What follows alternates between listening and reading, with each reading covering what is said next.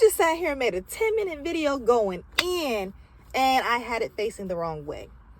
So I'm about to do it again. It's probably not going to be as authentic because I'm just trying to get through the video now. But basically, I just want to come on here and let y'all know, like, I've been a little stressed. And I think me opening up and being honest will help with the stress or help me get through it. You know? So this year has been the toughest year in my life ever. I'm only 30.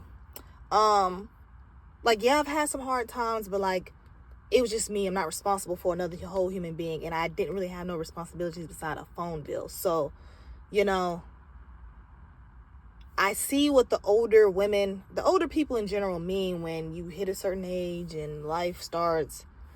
Just experiencing life and how hard it is and how you have sleepless nights and you have just crying and just not feeling like yourself. I'm starting to feel that.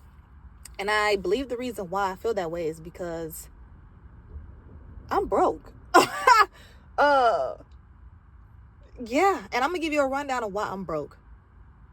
One, because I'm financially irresponsible, but there were other factors as well. So I bought a house back in 2020, lived there for 3 years, all the way until 2023. I decided to sell my house because I moved to Korea. And I know you're probably wondering why I didn't want to keep the house. Well, it's full of, I got a ton of trauma there, for number one. And number two, I always knew that wasn't gonna be my forever home anyway. I made the mistake of refinancing the home, which increased my mortgage amount. And when the house was sold, I didn't get anything in return. So yeah, I pretty much broke even. The reason why I refinanced the house is because I wanted to use that money to invest in some other properties and do like rental properties, but I couldn't find anything, and I just ended up using that money on other things. And so I got the house up for sale, I think in December. It didn't sell until May. And you may be thinking, oh, that's not bad. But to me, it was that bad because when I checked out of my command, that BAH stopped. When I got to Korea, I wasn't receiving no BAH. I wasn't getting no COLA. I wasn't getting no OHA, nothing, because I was still living in a hotel. So BAH is your basic housing allowance, and that covers your rent.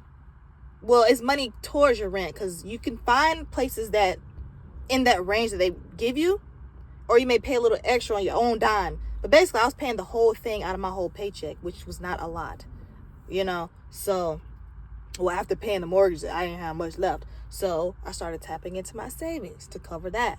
And then when I moved to Korea, I started using my credit card because I didn't have my government credit card to cover my hotel expenses.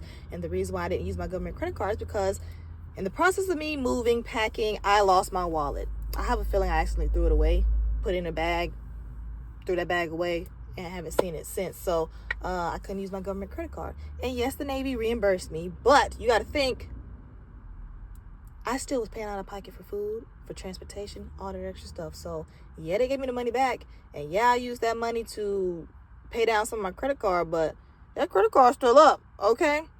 Then I'm paying for childcare, babysitter, spring break. That's a week out. So I'm at work 8 hours out the day. So you got to think I'm using babysitter at least 10 hours, 9 to 10 hours a day, 5 days a week. And I got to pay hourly.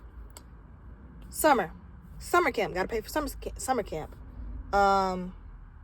It's just a lot of money has been spent this year and not enough coming back in.